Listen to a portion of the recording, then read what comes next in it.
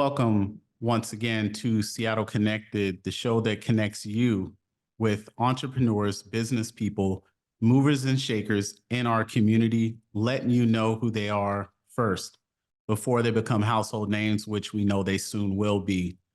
That's normally what we do on this show, but we also like to highlight different events and things that our listeners and viewers might want to take a look at that is regarding Seattle and the Seattle area. And something came across my desk that really made me say, hey, if I can be involved, that's what I need to do. When I found out that there is going to be a Malcolm X opera coming to Seattle, I said, yeah, I got to see what's going on and bring it to you guys and do it for myself as well, because I'm a big fan.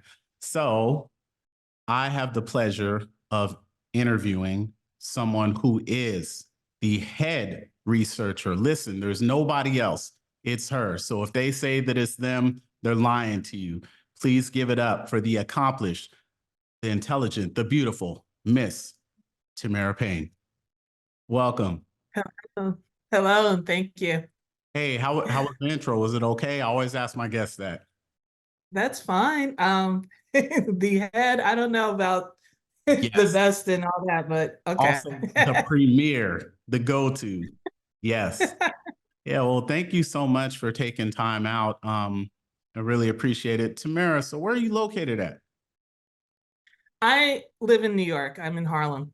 Okay, Harlem. Shout out to Harlem. I was I'm down all the way. there. Yeah. Oh, look at that. Yeah, I was down there in March of 2022.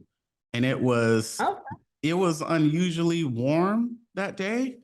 I don't know. It was about, wow, I remember it was like 70 degrees or 69. I don't know if that's normal for March, but yeah, it was pretty warm. It was in Central Park, and it was a beautiful day.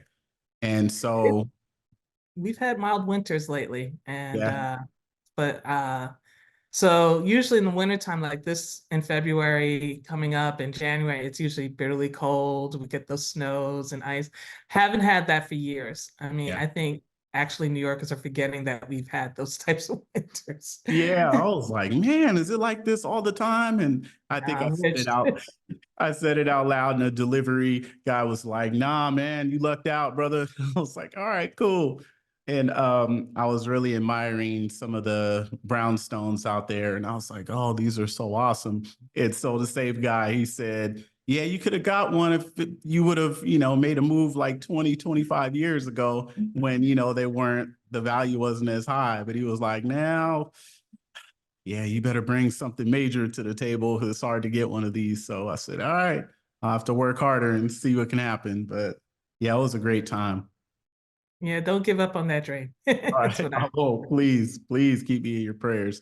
So you said so you've lived in New York all your life. No, I lived in New York all my life. I grew up in Long Island. So Oh, okay. yeah, but Now, most of my adult life has been in New York, Harlem. okay. How is Long Island? It's a suburb. I grew up in Huntington, Long Island, and it's a suburb about an hour outside of New York. And no, it's suburbs. Yeah. It's integrated, segregated, and integrated at the same time. While I was growing up, so I'm more of a city person. I like the variety, the options. Uh, you know, that you can walk in to anywhere, to a lot of places. You can is in walking distance. New York is a walking city. Mm. Whereas when you're outside in suburbs, I'm sure you have that, where you are in Seattle, it's a driving. You have to drive. And when you see the cost of gas going up and you Whew. know, and then the other thing of dealing with other drivers, Yeah. right? Right. Yeah. No one wants to deal with that. Yeah, I'm a city guy myself. So both of my parents are from the South. My mom's from Louisiana, and my dad was from Texas. I was gonna say Houston. I think it was Houston. Yeah, Houston, but I know Texas. And they migrated to Seattle in the 70s. And so we had kind of a Southern upbringing in our households, but I'm a city guy, like walking, public transportation left and right, like where you start, being able to tell people, okay, well, see, you got to go up the street by this place, and then you'll see this restaurant. It's probably closed on Tuesdays, but anyway, make a left, go up the block. If you see this guy, he's selling oranges. He's a really nice guy. And then you go up, so that just became part of my DNA. And also, I went to a couple schools that were a little north of where I lived in the Central District in Seattle, which was awesome. And so I got to learn about all parts of the city, just kind of, trial by error, just touring, getting lost, but just seeing what the city had to offer. Nice. Yeah. I've never been to Seattle, so I'm Um, looking forward to visiting your city. yes, please, please. I got you. Whatever you need. You're in good company. So, Great. Yeah. Tamara, you Yes. are, I guess you could say, part of royalty because of who your father is, right? Didn't you say royalty? I think both my parents are very impressive. My mother also is, she is I mean, she's old. I'm not going to say her age. Okay, yeah, we don't need to do that. We don't need to do that. No, but she's a very strong and independent woman. I mean, she was growing up, there was my father who's being a journalist and covering important stories that were important to the community and people. And his passion for journalism was all about getting information to people so that they can so that the people can make informed decisions based on factually verified information. Yeah. So that was his passion, and that's what he was cutting his teeth and doing while I was growing up. Whereas my mother, she got her MBA and at Columbia University, and she, she's all about finance. She's a financial analyst, still is, and she's very tough-minded. But I also will say that both of my parents, my brothers and I, are the product of two people who saw Malcolm speak when they were in college. Mm. And they Well, didn't go to college together, but they oh, both did. Malcolm, my mother went to Howard when Malcolm debated Bayard Rustin at Howard University. And my father, as we document in the book, he saw Malcolm speak in Hartford, Connecticut when he was a junior in college. wow. Wow. Yeah. And no slight to your mom. I just didn't know her, Oh, yeah. or know her name, but I know she's an amazing woman. I can tell. And man, she put in work. And like they always say, behind every great man, is a great woman, someone who's keeping them together, beyond what we see on the outside. So your father is the accomplished Les Payne. Yes. Yes. Gotta say it for the effect. So how was that having a father who was not only a journalist but someone who was, bringing important stories and messages from our viewpoint to our people in the society that was, that he was coming up in at that time, and you were as well as a young lady. How was that having a father like that? Because being a journalist is a different job than saying, hey, my dad's a firefighter, or he's a police officer, or he's a chef. But just knowing the type of work that your dad did it really hit home to the impact that he was making, or the type of work that he was doing, that it was affecting his community? Oh, yes. My father, I mean, growing up in my household is my brothers and I really got a front seat to what was going on behind the scenes of information that's being put out in newspapers, particularly Newsday, which is a Long Island daily newspaper, which is still in existence. But that's where my father's career in journalism was for the most part. And so he was very open with us about the information as he was processing, and he had the family to share this information. And as he's also getting his promotions, like starting off as a cub reporter and then going up to minority affairs party reporter, but then even getting into more investigative journalism. He's processing a lot of this and he's sharing this information with us. So my brothers and I had a very special seat to how journalism was put out, how our society and community works, how important information. One thing my father always said to us is that information is power. Mhm. And we really got to understand that. And so for me, I definitely agree with that information power. That's part of my foundation. And then also, my father, especially both my parents have, being influenced by Malcolm X and the civil rights movement because, they grew up and were in college while that was going on. And so with Malcolm X, my dad was playing a lot of, him and Martin Luther King on weekends. So I'm listening to Message to the Grassroots. I'm listening, to Ballad of the Bullet and his other speeches and listening to the timbre of his voice, the passion that he feels for the people. And I'm hearing this at a very young age. And so one of the things that I become very conscious of where and was talking about was, how what was the number of us in any situation, whether it's a classroom, whether you're going to the store, that was always a conscious, idea, and first question I was asked is like, how many Black people are in the room? And even when I, was working in real estate, it was like, well, where are the Black people working and where are their deals? Where are they, what companies are they working for and how are they, getting, how are they organizing even and because doing real estate you have to have a community, right? And so I was always curious about how Black people are operating this. And same thing with journalism. My father's one of the co-founders of National Association of Black Journalists, as well as the Trotter Group, and both of these organizations were about handing on training of journalism down to younger journalists. And then the Trotter Group, these were about columns, people who are columnists. So you're writing your opinions. How do you write a column? And how do you communicate that to your audience? How do you know who your audience? How do you groom your audience? And then how do you communicate the ideas to your audience? And so these groups are very important in passing on these crafts that you may not necessarily get when you walk into the newsroom, because people are withholding the information from us. They look at us as affirmative action candidates or DE&I candidates, which I don't think that we should look down on these programs, if they get us into the room, because without them, we're not in the room. Right. And that's an unfortunate truth. So once you get in there, we shouldn't be ashamed. We should just learn the craft that as best as we can and to practice it. So this is the grounding, that I had at a very young age. And I think that these are lessons that a lot of people didn't get until they were in college or after college even. So Yeah. yeah, Yeah. that's what it was like, was having that information at a very young age. Yeah. And I think that is so powerful, what you were speaking on as far as knowledge is power. And that that holds till this day. And there's so much information out there that isn't correct.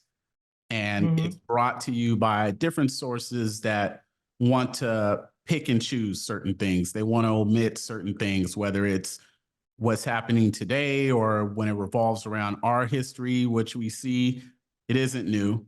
We're still fighting for some of the same things that we were 20, 30, 40, 50 years ago. And I think it's important for all of us to utilize the resources we have now that our parents and our grandparents and great grandparents didn't have. And, a lot of us are attached to the cell phone and the iPad and what have you. And I think we need to utilize those tools for the better. Do your own research. One of the things that I always thought about was, okay, if someone's not going to teach me something, I have to take it upon myself to find the answers. I have no Research. excuse. Before you had to go to this library or ride your bike across town to go to that library, and you had to deal with what was there. And at that time, there was, Back in the day when I was doing research for my own thesis, right? yeah. I had of my I wanted to do a research paper on Black writers, and Mm. so my predominantly white institution in the middle of upstate New York wasn't necessarily really connected. And this was back in the days that they were not connected to each other university. Right. So I actually would have to go to Cornell or go to Syracuse University, do research where they had more information. Yeah. And my school, liberal arts college, I'm very proud of having gone through that because of the experiences I had there and the education and the opportunities I had there. But yeah, you have to utilize whatever you have access to, because at least in college, a lot of that stuff becomes part of the cost of going to college. Mm. Once you get out of college, you don't necessarily have that connection to a lot of these information sources. So take advantage of that if that's your situation. Absolutely. Yeah, take advantage of the resources you have and don't be afraid to reach out. Right. So Tamara, being that your father was such an accomplished journalist, did you ever feel pressure to follow in those footsteps, or that fear of, oh, people are going to look at it like, well, that's not as good as their father. He wouldn't have said that, or he didn't, da, da, da, da, da. Did you ever have any of those insecurities as a writer for yourself when you started to develop your own talent? Um, it's not easy, but you have to really just kind of hone in on what it is that your desires are. I know that I am a different writer than my father. Um, it doesn't mean I'm bad or better. It's none of that. I don't want to compete with my father. My father's a great writer, and working with him, watching his passion, and he was a great teacher and a great share of information. Mm. And so and I admired all that, but he also had a way of allowing you to develop your own voice. And that's always a good sign of a good writing teacher who helps you find your voice and allows you to develop that. And it's not his voice, but he does try to help you to find ways to get better. He may tell you, for example, he would say, you may want to read these writers, different writers. And the key to good writing, by the way, is reading. You have to read everything, and you can't just read, the people you like. You have to read people you don't like. I also, because it's not simply about agreement, but how do people frame their ideas? How do they express them? How, you may learn things from people that you don't like. One of my father's people that he followed was H.L. Mencken, and a lot of people don't like H.L. Mencken, but the key to H.L. Mencken is that he was an iconoclast, and he really wanted to smash the European hold on America. And so he really would, go up against the hypocrisies of that in our society. And so, but does he have racist views? Does he have, these other things that are problematic? Sure, but that doesn't mean you can't learn from him and Yeah. how to analyze, how to communicate, and how to structure your argument Yeah. And develop your own style. and Um, develop your own style in the yeah, messaging in your own messaging, though. that's right. That's right. And I try to do that in poetry and music that I write. We'll have to talk about that later. I do a little something, but I would uh, love to hear about it. oh, well, thank you. I try to write from passion, not from pressure. I try to Mhm. write when I really feel like it, because I'm someone who's a big lyrics person when it comes to music. I'm really into a message.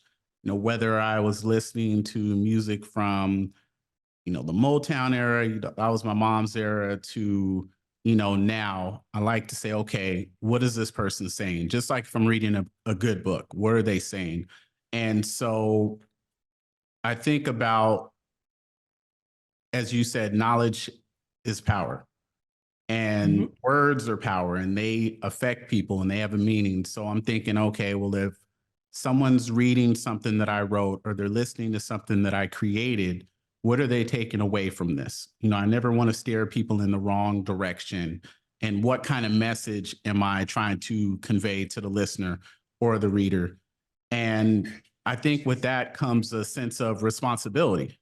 You know, I think there's a way you can use your voice, and it's up to you to use that in the right way. Or, there's always the, opposite with that. So yeah, sorry, enough about me. This is about you. So let's To that point, I would just like to add that it's really important to be authentic to what yes, your intentions are. So yeah, authenticity is one of my favorite words, is being authentic to um, your goals in that, because you also have to understand you cannot control how people receive your messaging or your art. You can't control it. yeah. That's very true. Now let's go into the book, a wonderful Okay, book. Yes, thank you. The Dead Are Rising. Beautiful title, even better book. So, Yeah. yep, yeah, hold it up there. Come on now. Yeah, it's Yeah. available. Yeah, physical, audio. Yeah, I've got both, and you told me you were gonna sign my copy, so I'm gonna hold you to that. Yeah. Um, so with this book, when you were doing all of the research, like we're talking, I'm gonna just throw it out there, thousands of hours of research. Um, Hundred hours hundreds, or thousands of hours. Sorry. Oh man. Was there anything that shocked you from all the research you did? Because Malcolm has been gone for a while, but at the same time, he hasn't, you know? So, was there anything that shocked you with some of the stuff you were able to uncover and say, wow, I didn't know that, or I didn't, oh, that's fascinating? Because I know there comes a part where you're kind of connecting pieces. You're looking for the next jewel, like, well, maybe I can get in touch with this person or that person. Like, what were some of the things that really shocked you? And it doesn't even have to be like a, oh my God, I can't believe that, but just like in amazement, like what were some of the things that really made you say, oh, this is pretty fascinating. This is pretty cool. There are fascinating people that, I met, through this work. One of the people was Vicky Garvin, who met Malcolm at different phases of his life. She was the woman that we write about in the Abroad chapter, who she met Malcolm when he was Detroit Red in Harlem. Then she met him again when he was Minister Malcolm of the Nation of Islam, Temple Number 7. And then she then again met him in Ghana when she was, working in Ghana. And so she got to see him at these different phases. And one of the things that she said that that intrigued her about Malcolm is that, he was interesting when she see him preaching on the corner of 125th Street, and she said, and he was saying a lot of things that people were saying, but the thing that struck her that was different was that he was also very critical of us and our part in this. That we are not working to control the economics of our communities, that we were not owning the businesses and working to make sure that we did that. How we looked at ourselves and he, that he could be very critical of us, and she appreciated that about him, because again, we're not victims, I mean, we do partake in some of this stuff, but we can do better and we can learn from those lessons. And so that, hearing her talk about that was pretty interesting. Other things that I was, we were really intrigued, which to me was key even in our book, was when we learned that Malcolm pretty much started the mosque in Hartford, Connecticut. And because my father grew up in Hartford, Connecticut. He was born in Alabama in 1941. And, when he was about 12 years old, his family moved up to Connecticut. And so he ended up going, ended up high school, and he ended up going to college at the University of Connecticut. But growing up in Hartford, he is, he understands Hartford, he understands the people. And then he learns that, some of the people that were part of the founding members of that mosque were families that, my family knew. His brother, my uncle, was still there, and he knew some of these people, and we got to meet. So it was really beautiful how that work unfolded, meeting these people and getting the story about Malcolm in Hartford, Connecticut, and what that was like. And then what we kind of learned and what we explore in this book is Hartford. Elijah Muhammad had tried to start a mosque in Hartford, and it didn't take when he originally did it. So when Malcolm gets the invitation by Rosalie Glover, to do that, and of course he has to get permission. Once he goes there and he speaks to the people and he sees that they're interested, and he's talking to Elijah Muhammad about starting this mosque there, and he has to get the approval. And Elijah Muhammad's like, yeah, okay. But the thing is, it's kind of off the beaten track for the Nation of Islam. It's not New Haven. It's not Boston. It's not New York, but it's part of Malcolm's region, the Northeast region. And so we kind of get to see Malcolm as a leader with this group. Yeah. Not not having everybody, focus in on what he's doing in Hartford, Connecticut. So you kind of get to see Malcolm as a leader by himself and on his own. And that's what was the value of that chapter. And the reason why it comes together so beautifully too, and it's beautifully written, is that the intimacy that my father, growing up in this town, he knows these streets.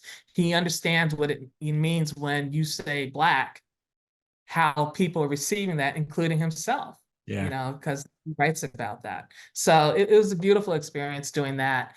And so, yeah, I mean, there are a lot of, experiences like that throughout this book. And I hope that people will, go out and buy the book. The reason why we even, worked on this book, my father, who admired Malcolm, Malcolm influenced him throughout his career, as far as being an organizer and a leader and a manager, as well as other, skills that he developed in his life, was that he was never interested in really doing a biography on Malcolm or really on anybody. He wanted to write stories, and there were other books he wanted to write. But when he got to meet, the thing about Dad was forever a journalist, so he was always looking for the new things. And in 1990, when he gets to meet one of Malcolm's brothers, he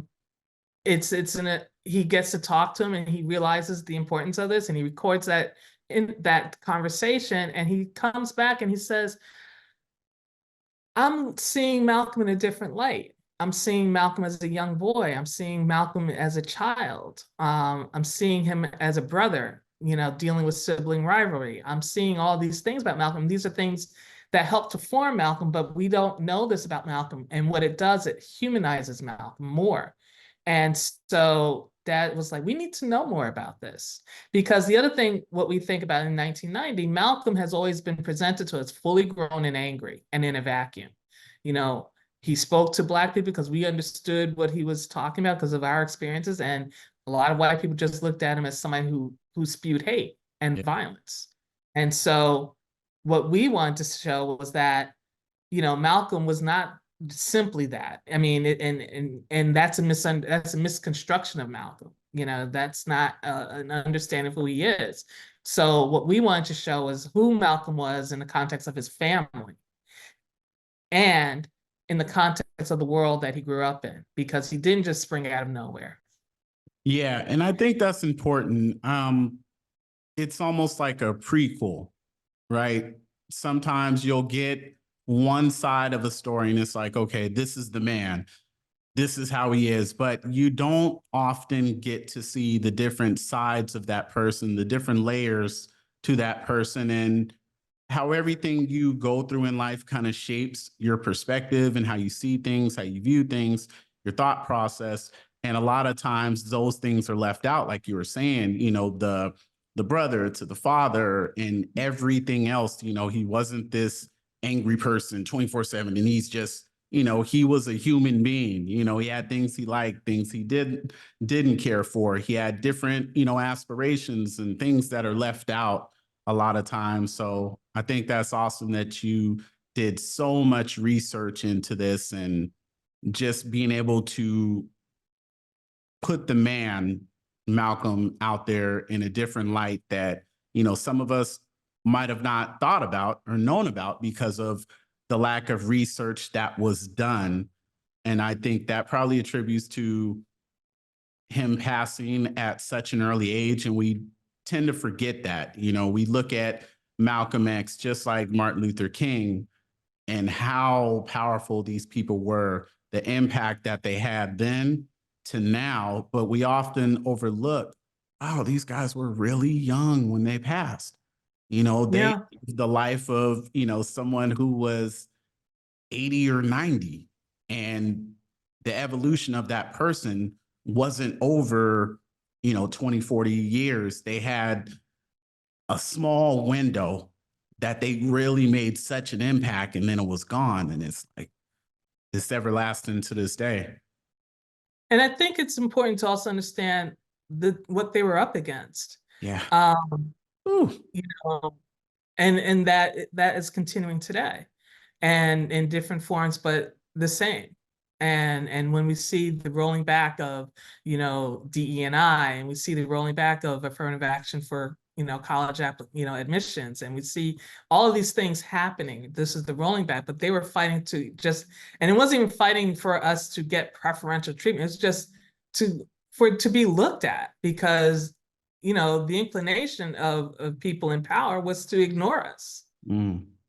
And so we were just saying, look, just let us in the door and let us compete. Yeah. Just Yeah. let us in the door, Yeah. Yeah. Not asking for, we're not asking for special treatment. We really are just asking to be let in the door to compete, and Right. let us compete. And invariably, you see what happens. We'll let the numbers speak for themselves. And and we can leave it at that. But I think that we forget, and I mean across the races, Black people, I think, white people, I think, the new immigrants, they don't understand fully what 19, 50s and 40s, 1919 looks like in America. They not today, not the people today really fully understand that. And we go to great extent in this book. That's why when we talking about the world Malcolm's born into, that's why we open up the book talking about the KKK chapter, members of the KKK chapter in Omaha, Nebraska, visiting the Little household, and Louise Little is pregnant with Malcolm. Yeah. And we're getting that account from Wilfred, who's Malcolm's oldest brother. And later we find that, his closest confidant, and so he, is like 5 years old, and he's remembering. And what's so beautiful, we talk about horses, right? Because Wilfred was fascinated with horses, but understanding from the 5-year-old's perspective that his mother is angry, so he knows to be angry, but he's also fascinated by the horses Right. and detailing. And so being able to open it with that, to bring the reader into understanding from a 5-year-old's perspective what that is like. And if you think about today, I mean, parents who have children, they don't want their 5-year-olds experiencing a KKK riding on their doorstep. But here's my question: what do you do if that happens? Mm. Yeah. Yeah. That's deep. And there's so many things nowadays that 5-year-olds shouldn't be subjected to. And it's not even, on that level, like you were saying with the KKK and so forth. So to be growing up in that time and experiencing things as such, and this is the norm. This is, you're in this town and there's only 700 Black people, and you're used to the racial slurs and the threats of violence, and you're just, as you said earlier, you're just trying to compete. You're not asking for anything. You're willing to prove yourself. You're willing to work for it, but you just need the opportunity to do as such. And one of the things that I liked that was touched on in the book was how close he was with his siblings. We always have sibling rivalries and everything, but it says a lot when no matter what you go through, it's us against the world. It's Malcolm and his brothers like, hey, we're in this together. No one's going to harm my family. And that was something that I think a lot of people don't think about as far as who he was as a person and how family oriented he really was. Even his extended family, when you think of his half sister Ella, who was from his father's first marriage, how she kind of reached in back to help him when he was separated from his family. He was in Mason, and no, he was doing well, and then he was kind of moved to this other his Caribbean family in Mason, and um he wanted to go to Boston with Ella, instead. And so Ella, agreed, and she was able to make that happen. And she brought him to Boston, and he didn't go back to school, but she was instrumental in his getting a job, getting set up. He got his own jobs, on the street and working in the clubs and, through his friends and stuff, but she was able to get him a job on the railroad, and so it's like, and then later on in life, when he leaves the Nation of Islam, she's the one that finances his trip, his Hajj. So, this family, and she was also responsible for him being transferred, when he was in prison from Charlestown to Norfolk, where he's, has access to a library with more materials so that he can study and hone up his skills and reading and learning about, and studying in books and reading, but also in developing his debating skills, right? So um his family was always there, and they were checking in on him, and it kind of gets lost and forgotten. So I mean, to me, it's always important. The beauty of biography really is that we get into the subject's interiority. Hopefully, that's what a successful biography really does, is to get into the interiority, and hopefully as close to how this person's thinking, but certainly looking at their life and looking at their decisions that they've made, and the choices that they made in the context of the world that they were navigating. Yeah. So the situations, and so that's really what, a good biography will do, is get you into the head and the interiority of your subject. And that's what we try to do, as far as we want to tell the life of Malcolm, you know, as and bringing in more detail into this incredible life of this incredible person that we still listen to today, Yeah. who was just so, his capacity to analyze and articulate and communicate what he saw and experienced, and the importance of understanding world systems in such a short amount of time, you know, um, for us to understand that. And so who is this person that is able to do that? And that is really what we wanted to get more detail about, who that person is. And I still believe that there's more work to do, I don't know that you can never get all the details, but you can get as much detail as you can. And I love to see the more scholarship and work is done, on Malcolm and others.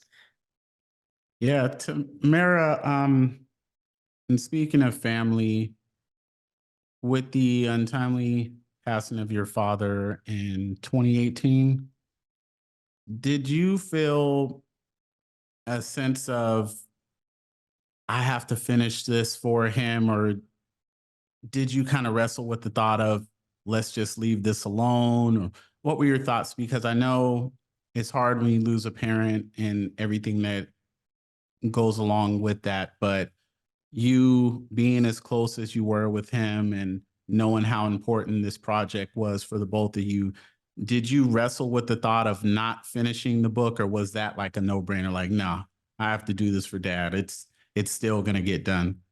Not finishing the project was never a thought. It was never a thought. We were so close to the finish line when he had passed away unexpectedly, and it was just my determination to make sure that we get it. This would be done, because not only was it important to him, I think it was important to all of us. Everybody who reads this book, and you have a more, I mean, I just feel that this book gives a much more fuller portrait of Malcolm. And it's a different Malcolm. It's a more humane Malcolm, meaning that you see his humanity. And for me, for all this work to not be published, it just wasn't an option. Yeah. It wasn't an option. It's just too important. Yeah. So let's talk about the opera. Yay. Don't laugh at me. I know I don't have a good singing voice. I can write, but I don't have a good singing voice. The opera, The Life and Times of Malcolm X.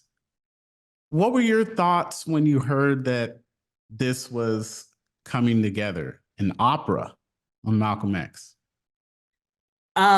This opera has been around for a long time, since 1987.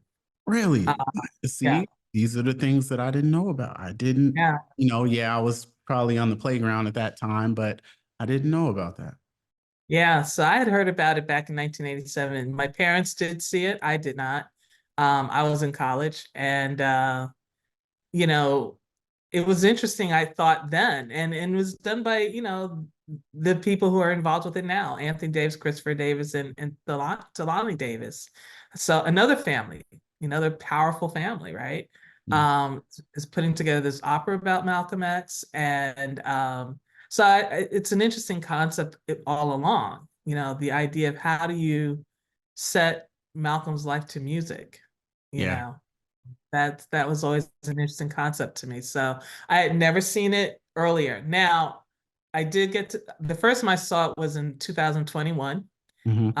Detroit, and I just saw it again in here in New York at the Metropolitan Opera. And I think that it is wonderful to see. I mean, it's just powerful to see Malcolm's story applied in different genres. It's a creative way. The music of this opera is wonderful, and just music wise, it's beautiful. And I just think, even lyric wise, when you listen, because it's in English, it's not in Italian, it's in English. And so I think that is something that we can relate to. And so it's just a different way of looking at this story. It's a different creative way. It'd be just like if you were to do a graphic novel. It's another creative way of looking at Malcolm's story to attract a different audience. Um, but this way you get to hear our music, you know. Yeah. It's jazzy, I Yeah. really Come love on. the music of this. Yeah. Yeah. That's And it's good. really done, and they've updated it to current times, and I think it's really powerful with some of the things that they've done. And I encourage everybody, if you have a chance to buy tickets and go see this opera, to do that. I mean, it's just a wonderful way, to experience this story. Yeah. It's another creative outlet of doing that. And also, I mean, the Seattle Opera, I will be speaking at the Seattle Town Hall on February 7th, about the Dead are Rising. And I'm really looking forward to visiting your city, and I hope people come out and hear us talk about, the book. But also, this is part of the events and roll up to the performances that are coming up in the end of February of this opera. It's an amazing opera. So Are you going to be making a cameo in the opera? no, They didn't no, ask you? they didn't ask, Are you but okay I with fully that? support it. Oh, okay. I was gonna I say you could fully just support it. just make your way to the stage and say, you know who I am. You know who I am. Get this lady out of here. No, but I mean, what I love about this opera too is that, again, you have Anthony Davis, Christopher Davis, and Talani Davis are all related. I think they're all cousins. Hmm. And I just love that you have families, who are also surrounding this story on Malcolm and putting it out there. Black families even, that are just really interested in keeping the story out there for us, and just adding more details and more ways of connecting it to current times. The themes that Malcolm is, speaking of, and then to understand that when we look at the different crimes that have been committed against us, continues. It's a continuation, Hmm. and I just think it's people need to understand this context. It's just so important that we understand the context of the lives that we have been a part of. But the other thing I hope that people learn from, whether it's reading the autobiography, reading the book I did with my father, reading, going to this opera, is that you understand that Malcolm, in his humanity, but also his family. And his family is important, but then also his family had gone through these different phases of our history. His parents were followers of Marcus Garvey, and they organized, and they were going to these different towns to organize Black communities and to set up their businesses and to support each other. His father was, he was a carpenter, he was a minister, traveling minister, but he was also a skilled farmer.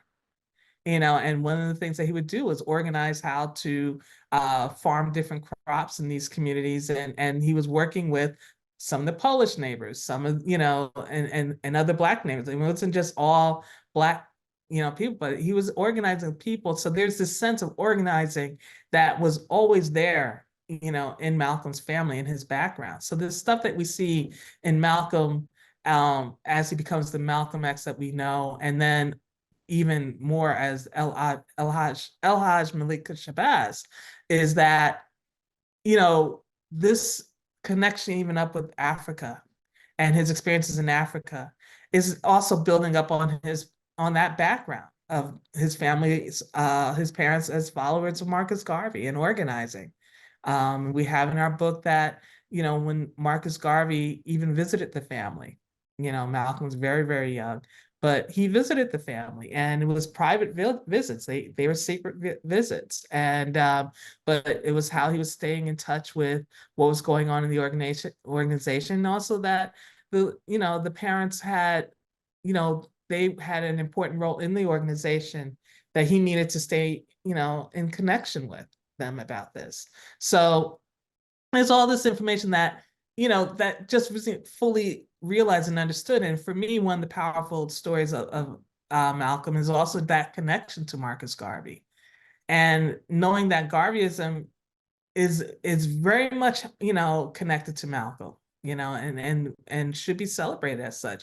And that was like, that history is so rich, understanding that. And we go into great detail about that in our book, about the importance of, Marcus Garvey and his presence in his parents' life, and how that, because also what we find is that Garveyism also flowed off into the Nation of Islam, that they built on Garveyism tenets also.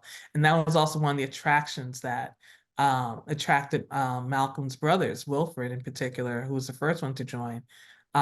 He said they were, it felt familiar. It reminded him of, his youth in organizing, when he joined the Nation of Islam, because of the aspect of Garveyism that was there, that was in existence.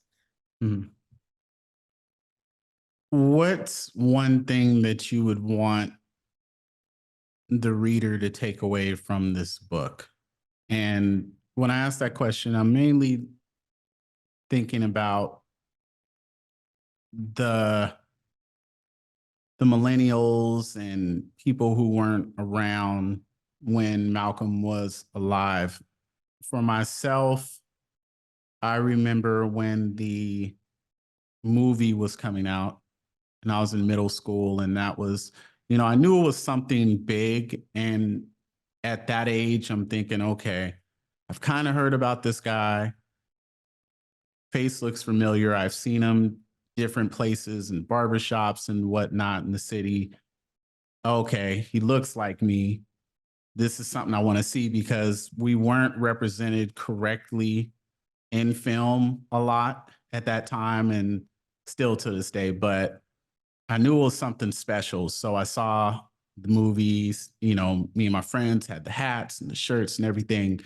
And I think things come back full circle. You go through these trends or these periods in time. And I think now, like we were speaking about earlier with technology, people are starting to look at stuff that was around before, and even if they don't hear it from their parents, they're like, I can go out and do this research.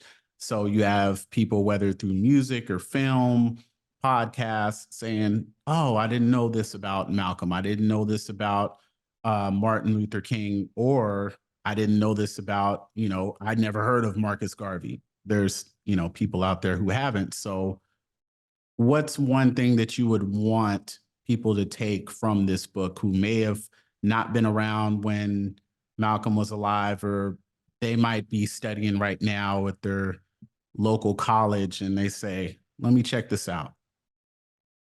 There are a lot of takeaways. I think understanding history is one. We spent a lot of time to show the world that Malcolm was born into. And that's why we bring in, W.B. Du Bois and Marcus Garvey and the formation of the NAACP and moving forward, also dealing with all the history of lynchings and stuff. This is important to understand that this was going on and how it was impacting society, not just Black communities, but society, white communities as well. And it is important, I think, that if you have the opportunity, and one thing I keep bringing up is how families, are surrounding the story of Malcolm. But again, just kind of making connections with your own family and your own family's history, because these periods that we talk about in our book, our families have gone through it.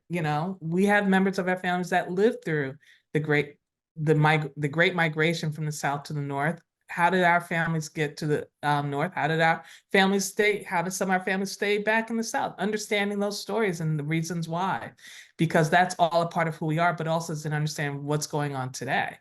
And also it helps us to understand our connections to it, because we all have these connections. So that's important. And then I hope that by talking about Malcolm's story, that it gets people to think about their own family history and what their history is. And I don't care what your race is or what country you're from. I mean, I think that it's important that you get to understand your own family's history. Yeah. Yeah. Yeah. That's important. In the placement of the current context, in the context of the current of history, but also in the context of the connections to now. Ooh. Yeah. That's a whole nother conversation. We can go on for hours, but yeah, But that's important, and that's what I would hope people, and then cross generations, and because it gives us a chance to strengthen our relationships with our family members, right?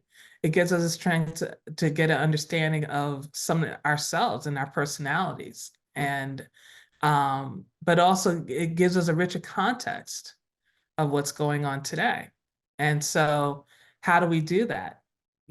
If we start by reading biographies of historical figures, that's wonderful, like, ours, The Dead Are Rising, or seeing the opera. But you must have those questions of like, wonder what my grandparents were going through at that point, and also understanding that oral histories that are handed down from generation to generation are important.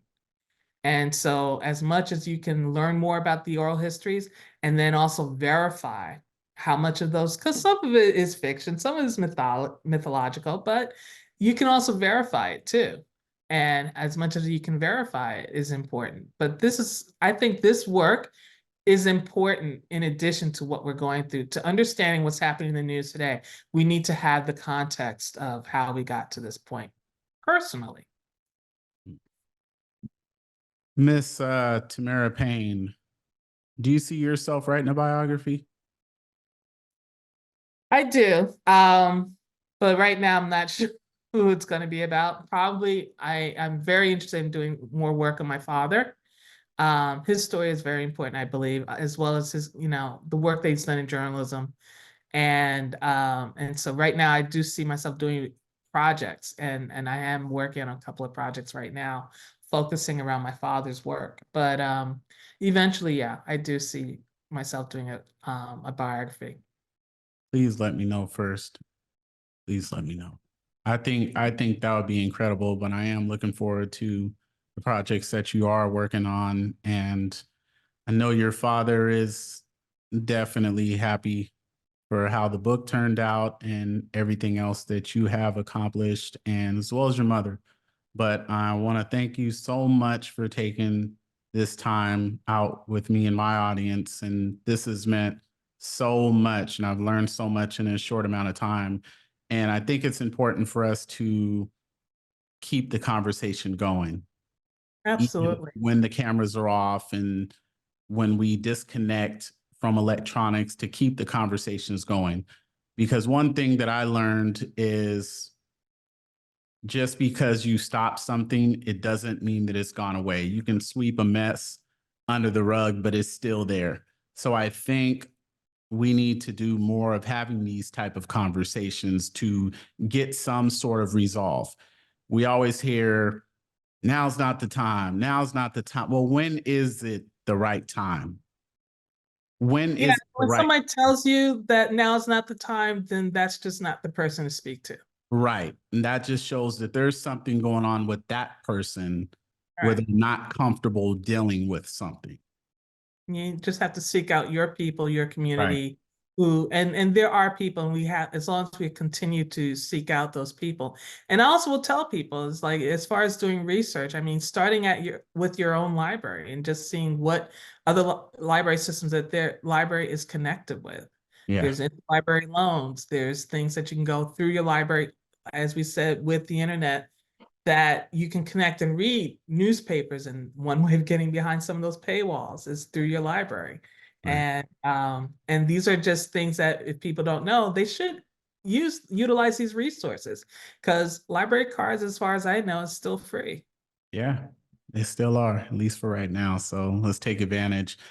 So we will be seeing you February 7th at 7:30 in Mhm. Town Hall, Seattle. Seattle Town Hall. I'm so excited, Yes. and look forward to seeing everybody there. Yes. Yes. I will be there. I will be there definitely. And need my signed copy of my book, The Dead Are Arising. You said you would. So we're putting that out there. So I'm going to hold you to that. Absolutely. And maybe I can get a picture. So please, everyone, February 7th, 7:30, come check out the brilliant Miss Tamara Payne. This has been an incredible time. I thank you so much for your time, and please stay connected. Like I always tell people, and it's important to take care of others, but please make sure you take time to take care of yourself. And until next time, stay connected. Peace. Thank you, everybody. Bye-bye.